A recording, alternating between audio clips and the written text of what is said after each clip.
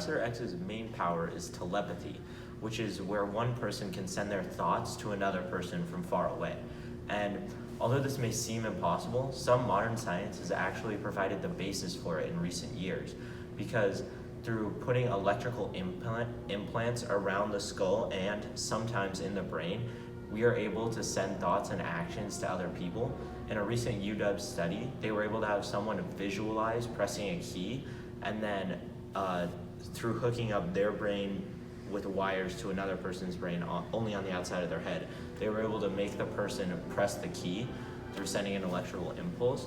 So there is the possibility of being able to send thoughts and actions through electrical impulses in the brain, but Professor X does it over long ranges without the connection of a wire. So although the basis is there, it doesn't seem physically possible from what we know about science today. There are many components to Professor X's powers that correlate with chemistry. Prior to Cyclops' leadership that led the new group of X-Men to victory, Xavier deployed an entirely different group of superheroes to rescue his former students, but directly following he erased the entire group's memory. Metal stellation agents that trap metal ions were used to reduce the effects of X's brain, metal ions in the brain.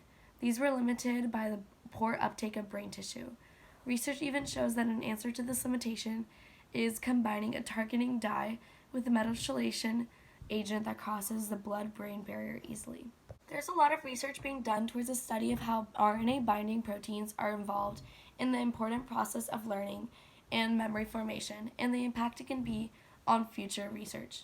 At Johns Hopkins, they were able to detect differences in the concentration of brain chemicals that are used to transmit messages between neurons. The strength of these magnetic fields allowed the researchers to measure a small amount of multiple brain metabolic levels as well as compare them. These studies can contribute to what initiates memory decline and even dementia risk, and connects to Professor X's powers of causing memory. Adamantium is a fictional artificially synthesized metal, as Dr. McLean tried to recreate the process of bonding steel and vibranium and was unsuccessful. After his numerous failed experiments, it led him to the creation of adamantium, which was conducted by the Weapon X program, bonding adamantium to a human skeleton structure.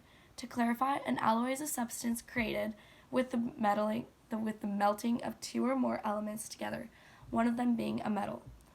An alloy crystallizes upon cooling and creates a solid solution, mixture, or intermetallic compound. As a living being, Professor X has a very clear link to biology, as he displays all 8 characteristics of life. However, there are many more ways that his life and powers both connect to and disagree with biological sciences. First off, there's the issue of telepathy.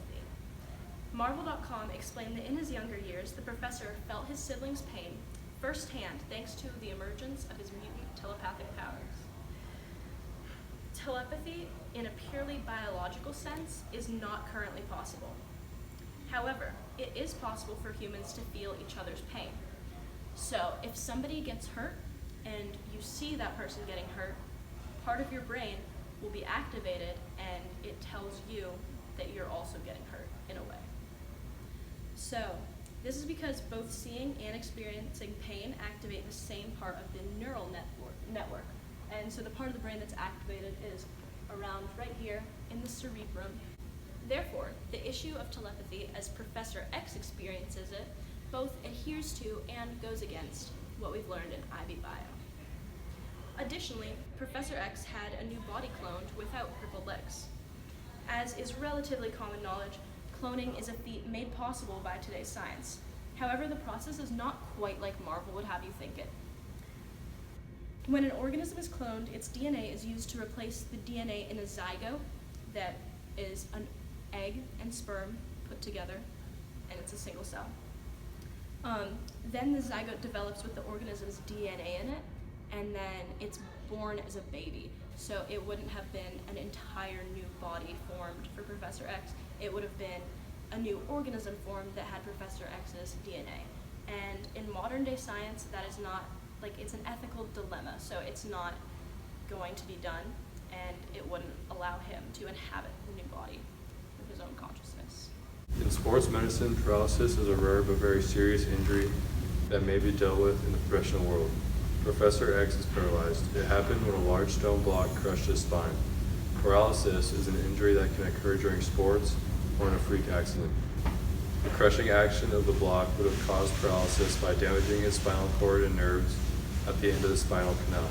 Movement is inhibited and the patient, such as Professor X, will become paralyzed. The part of the cord which was damaged is shown in this section. The affected vertebrae include the lumbar vertebrae. After paralyzation, he was not able to move from the waist down. The professor's powers include being able to cause amnesia or memory loss in other people. Amnesia is generally caused by brain damage or disease. For example, a concussion might cause brain damage. In the comics, Professor X causes amnesia through his telepathic abilities.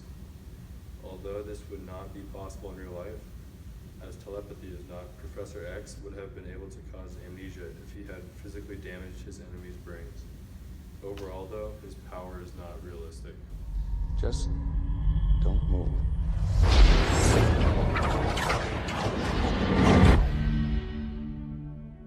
These lights represent every living person on the planet. The white lights are humans. And these are the mutants. Through Cerebro, I'm connected to them. And they to me. You see, Logan? This mechanism right here is called Cerebro, developed by Professor X, and it tracks the location of each human and mutant on Earth. The broken line represents the path of the mutant who attacked the president. I've been finding it difficult to get a lock on him. Well, can't you just concentrate harder? If I wanted to kill him, yes. There. Looks like he's finally stopped running. Du bist gebenedeit unter den Frauen und gebenedeit ist die Frucht deines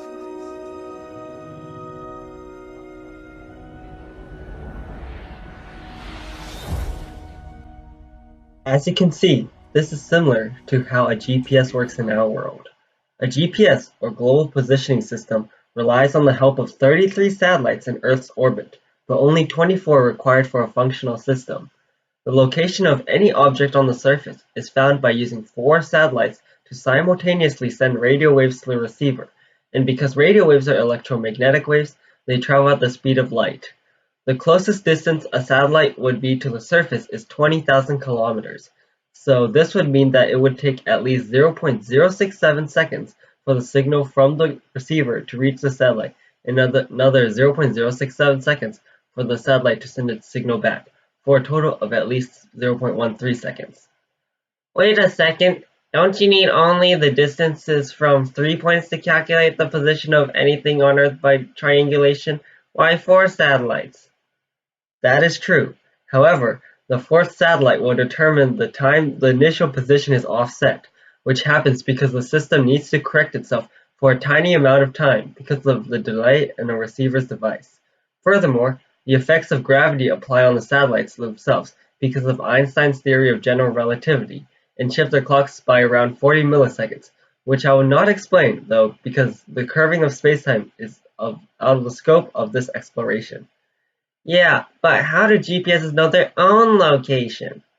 They actually use quasars, which are the black holes in distant galaxies that flash ranges of electromagnetic waves.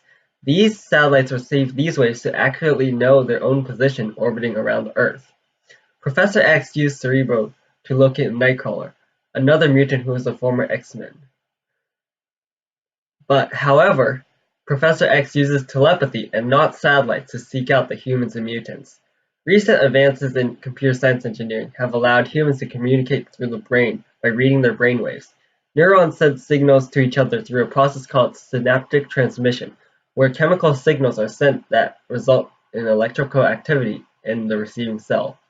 This electrical activity can be recorded with electroencephalography by using a device that resembles a helmet with wires connected to it and records electrodes, much like Professor X's Cerebro. This technology is quickly being implemented, such as in cochlear implants, which, unlike hearing aids, which directly modify electrical activity in the brain to allow the user to more clearly hear.